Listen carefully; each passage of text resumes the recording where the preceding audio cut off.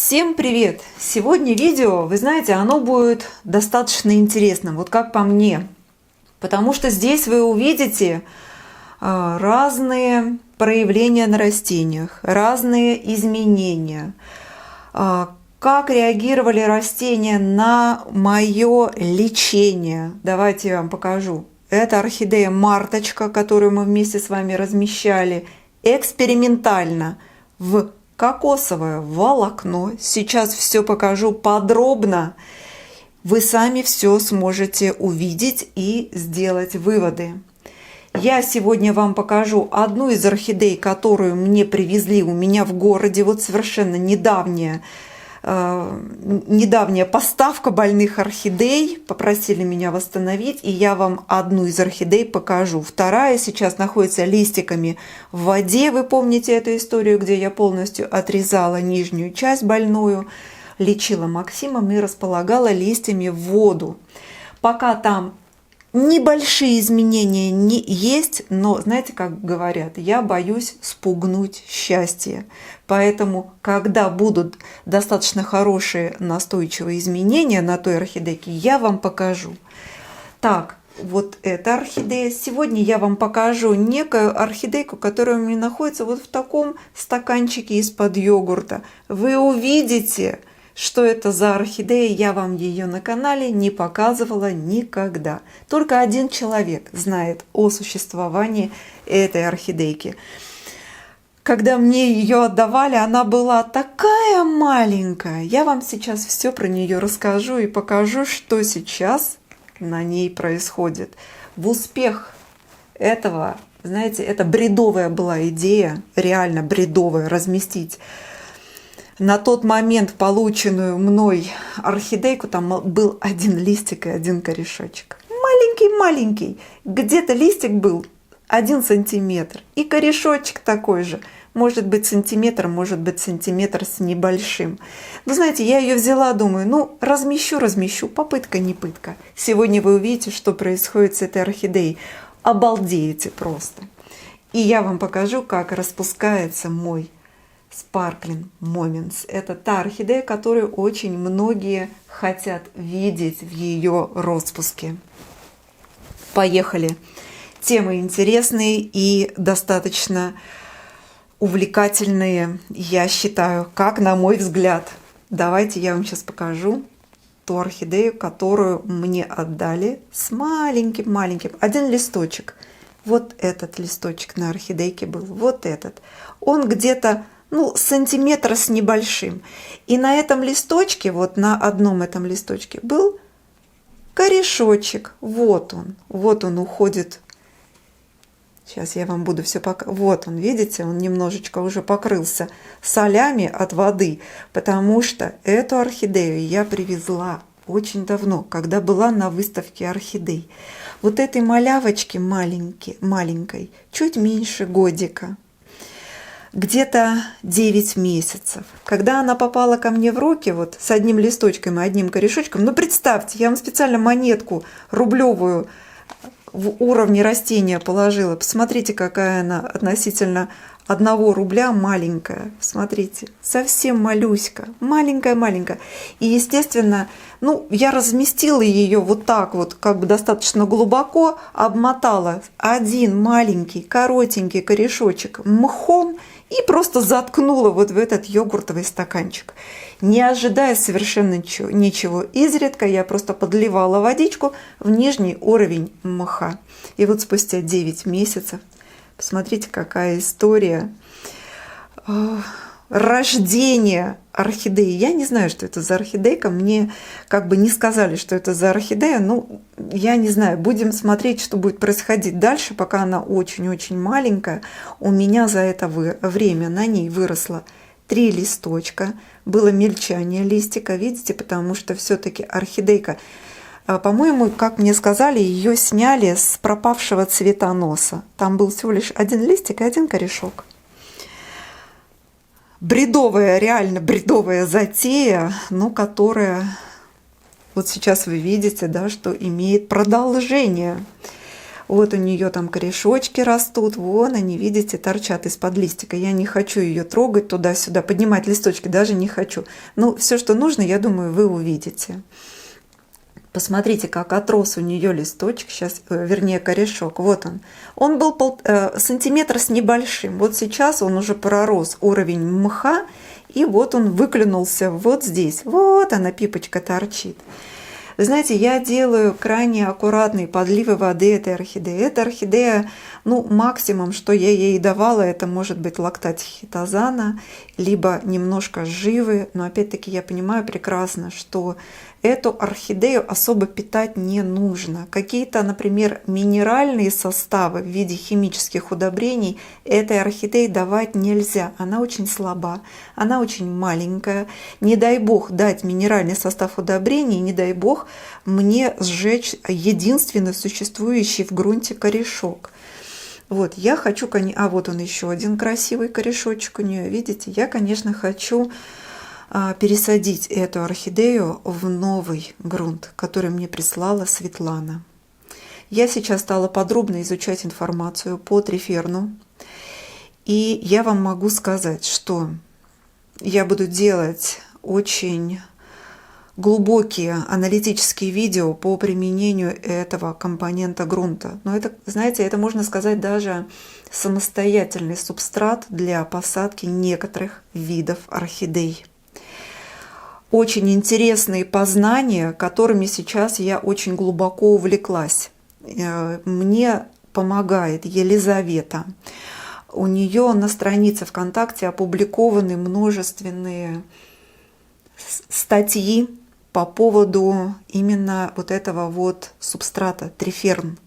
Я обязательно все вам расскажу и покажу. Девчонки, я не знаю, мне кажется, что это будет какой-то реальный прорыв. Потому что настолько глубокой информации, которую я вот увидела на странице у Елизаветы по триферну, я не видела нигде. И, конечно, я вам оставлю ссылочку, когда буду снимать видео именно по триферну, ссылочку на страницу Елизаветы, куда вы можете пройти спокойно и прочитать все то, что я тоже могу, то, что я прочитала и с чем сама ознакомилась. Вы знаете, настолько глубоко все, я с открытым ртом читала вот эти все статьи, это очень-очень интересно.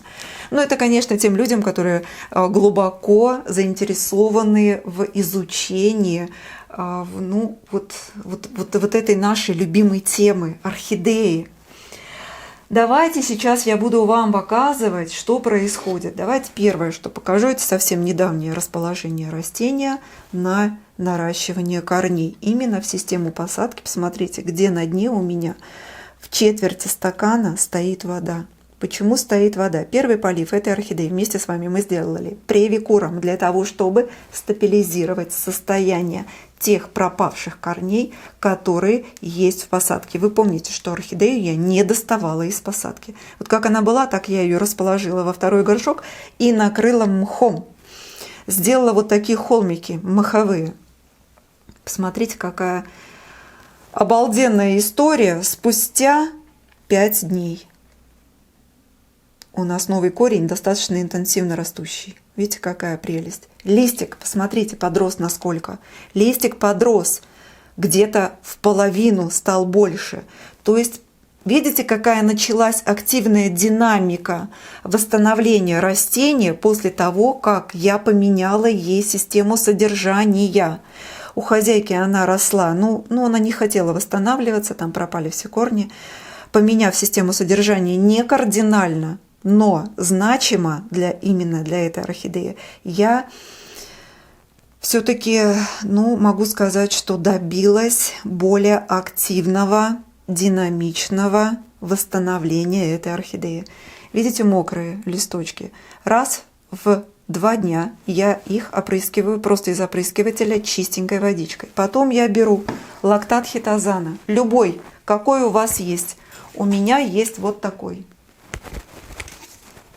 Сегодня такой. Иногда Джой, иногда у меня есть... Ой, вы знаете, я вам тут могу показать, чего только у меня нет. Что под рукой близко попадается, то и беру. Вот такой у меня есть лактат хитозана. Вот. Для укрепления иммунитета орхидеи. И вот так потом по мокрым листочкам я крайне аккуратненько, дозированно, вот так, опрыскиваю по мокрым ватным дискам. Еще даю лактат хитозана. Чуть-чуть, буквально один раз. Вот так. И это делаю я каждый раз. Лактатом хитозана вы не навредите орхидее. Так, дальше. Также где-то раз в 3 дня я опрыскиваю поверхность мха. Ну, все. И еще что я сделала, это я помазала Максимом. Вот здесь повторно, более активно. Прям вот так в посадке. Взяла Максим, крайне аккуратной кисточкой прошлась по вот этой обработанной поверхности. Не мной. Это не я эту орхидею зачищала. Это от хозяйки она такая приехала. Но, в принципе, я смотрю, что орхидейка хорошо себя чувствует. Самое главное, что вот здесь хорошая чистая зеленая шейка. С этой стороны она пролечена. Будем ждать дальнейшего роста этой орхидеи. Ну, корень очень быстро растет. 5 дней. Я вам могу сказать, что это замечательно. И теперь, что же на сегодняшний день происходит с орхидеей Марточка? Вы видели, что снимала макушку прям смело, потому что там в уровне шеи была реальная труха. Ну, вот такое произошло, да? Вот что имеем, то с чем сталкиваюсь я, то я вам и показываю. На момент расположения этой орхидейки на наращивание корней после лечения топсином, топсин не разбавленный, по зачищенной шее кисточкой, плотное покрытие препаратом всех мест среза. Вот здесь все я покрывала как положено плотным слоем. Сохранились, слава богу, 3 достаточно длинных корня. Они были на тот момент, на момент расположения орхидей на наращивание в эту систему, они были растущими. Это круто. Посмотрите, какая картина достаточно быстрого начала изменений на этой орхидее. Сколько прошло? Ну, дней 10 после того, как я орхидейку лечила, пролечивала, делала экстренное отсечение макушки. Посмотрите, какой у нас корень. Так, как же вам показывать, не знаю. Вот она, пипочка. Вот она, вы, наверное, да, вот вы видите ее. Вот она, молодая новая пипочка. Дальше смотрим. Лишний раз, знаете, так не хочется ее, конечно, колыхать. Смотрим дальше. Посмотрите. Вон он, еще один корешочек на шейке молоденький. Я так думаю, вот он, вы прям видите его в профиль. То есть орхидея, которая была своевременно пролечена, и все, что мне не нравилось на момент работы с этой орхидейкой, все я удалила. Проработав достаточно хорошим фунгицидом, который имеет широкий спектр воздействия, то есть он воздействует на многочисленные грибковости, которые поражают наши орхидеи. Это важно, что не нужно брать, вот, допустим, вот в этой ситуации, когда мы, естественно, не понимаем причину инфицирования, какой грибок, какая инфекция съела растение. Мы не лаборанты, у нас нет возможности это увидеть и узнать. Но так как у нас нет такой возможности, мы с вами берем фунгициды широкого спектра воздействия и работаем. Топсин отлично пролечил орхидею. Спустя неделю после размещения орхидеи вот в такое крайне аккуратно продуманное расположение в достаточно аэрируемый слой, состоящий из кокосового волокна и мха. Это первый раз, когда я такое сделала. Я вам сказала, что я хочу попробовать именно такой метод. Придумалось мне так. Я вам могу сказать, это круто. Что происходит дальше? Посмотрите, как вырос лист. Он был в 2 раза меньше. Вот он. Так как на растении сейчас сохраняется 3 хороших полноценных корня, тургор орхидеи, я вам могу сказать, достаточно хорошо держит. Есть немножко сморщивания листика вот этого, но это не критично. Орхидея сейчас восстановит корневую систему, даст новые корни, которые начнут врастать в грунт и заработают. Они тоже заработают. Смотрите, что происходит в грунте. Вот такое продуманное расположение компонентов грунта в виде кокосового волокна и мха внизу циафлора, смотрите, что дало мне. Вот этот корешочек, находясь в нижнем уровне, он не пропадает. Видите, все хорошо, но он зелененький, он рабочий, он прокачивает воду по целостному корню и питает листья. Смотрим дальше, что происходит на орхидее. Тут вообще я сегодня, когда увидела, я обомлела. Думаю, надо мне обязательно вам все показать. Посмотрите, какая обалденная история начала роста и врастания корня в слой циафлоры. Видите? Это видно, что это молодой ростик. И еще один. Появился корень, которого не было. Вот смотрите, там зелененький, вон он там торчит сквозь кокосовое волокно. Это вот этот корень, вон он идет там, он виден. И еще один совершенно новый корень, который появился достаточно быстро. Это произошло через неделю после того, как орхидею эту я разместила вот в такую систему содержания. Этот корешок совершенно новый.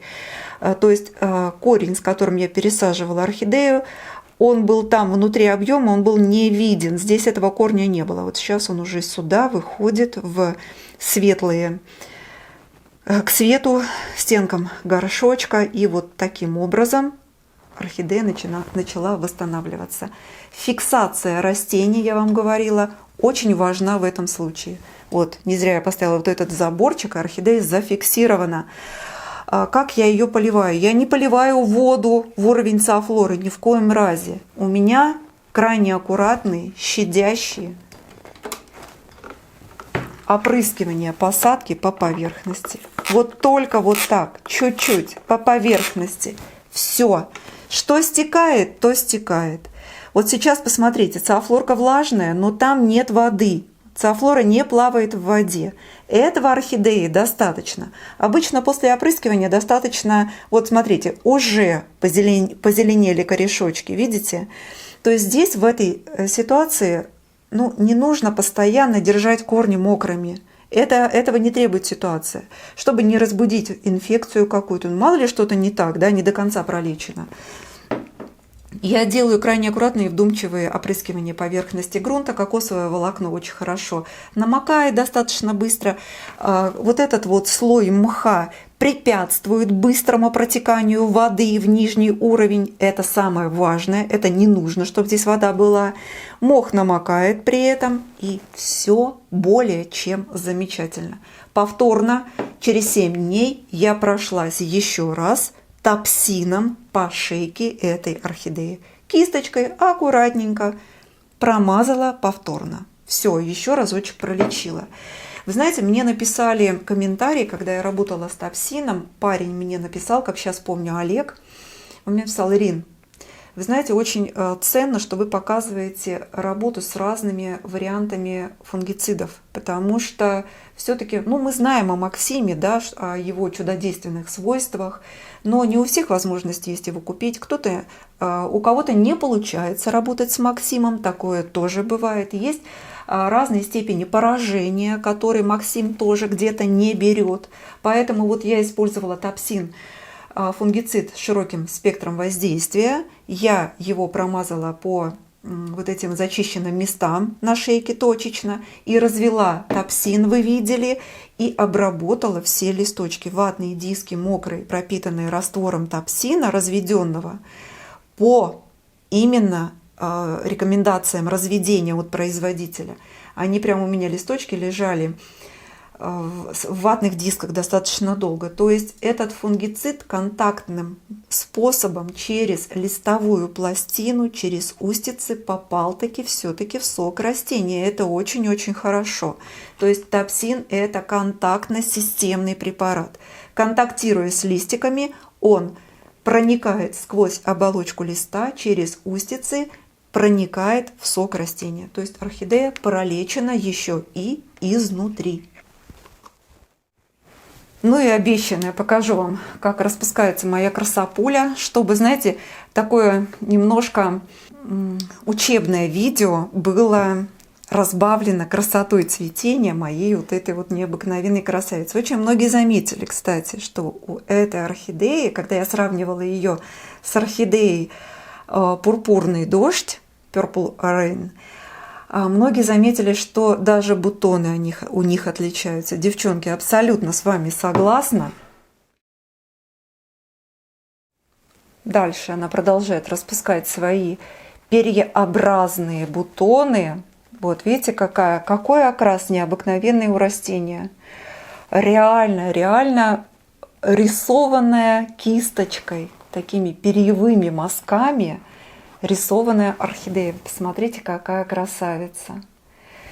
Когда я любуюсь цветением этой орхидеи, вы знаете, каждый цветочек, но он реально неповторим. Вы посмотрите, какая оригинальная окраска. Вот, нижние, видите, как они прорисованы тоже, как прочертаны кисточкой. Очень интересное цветение орхидейки. Искрящий момент. Я прям уже жду не дождусь распуска всех ее бутончиков. В том году она цвела каскадом. В этом году она решила разветвить свой цветонос, дать боковые ответвления. Вот. Сделать дополнительную ботанизацию на боковых отросточках. Ну, хороша. Когда будет полный распуск, тоже я вам обязательно все покажу и расскажу. Все, вот такая у меня сегодня история по восстановлению моих вот этих вот орхидей, которые, я вам могу сказать, достаточно быстро и активно начали восстанавливаться. Вот знаете, как мне говорят? Когда мне рассказывают, ну или не мне рассказывают, кто-то мне писал, что вроде как Максим, препарат Максим, вот этот вот красный фунгицид, которым мы вместе с вами пользуемся достаточно часто, что он обладает в том числе и какими-то стимулирующими свойствами. Я всегда говорю вам, обращайте внимание, девчонки, на состав препарата. Там в составе препарата находится одно вещество, которое является фунгицидным.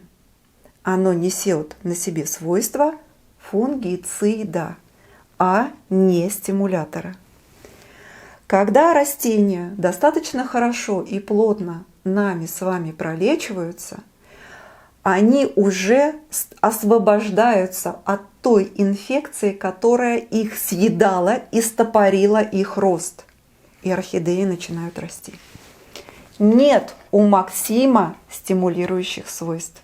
Девчонки, ну поверьте мне, кто-то говорит, что вроде как производитель умалчивает о том, что фунгицид Максим еще обладает и стимулирующими свойствами. А в чем смысл производителю умалчивать? Если бы это было так, производитель об этом обязательно нам с вами написал и возвысил свой препарат Максим в наших глазах. Он бы написал, что Максим, кроме того, что он является прекрасным, хорошим лечебным фунгицидом, он еще и стимулирует растения. Нет! Максим лечит орхидеи. Он освобождает их инфекции от того стоп-эффекта, который дает инфекция на растения. Когда он вылечивает орхидеи, орхидеи начинают прекрасно расти. Нет у Максима стимулирующих свойств. Нету. Все, это я так немножко небольшое отступление сделала, потому что все-таки на эту тему у меня есть собственное мнение, которое подтверждалось неоднократно при работе с Максимом и моем уходе за своей коллекцией орхидей. Все, девчонки, мужчины, здоровья вам, благополучия. Надеюсь, результаты вас порадовали. Поэтому сказать про препарат Максим пока я могу только положительные отзывы. Ничего пока отрицательного, плохого я не увидела. Но опять-таки любой фунгицид, применяя на растении, необходимо вдумчиво и грамотно пользоваться лечебными препаратами. Всем здоровья, благополучия, всего вам самого-самого наидобрейшего. Всем пока-пока, до новых встреч!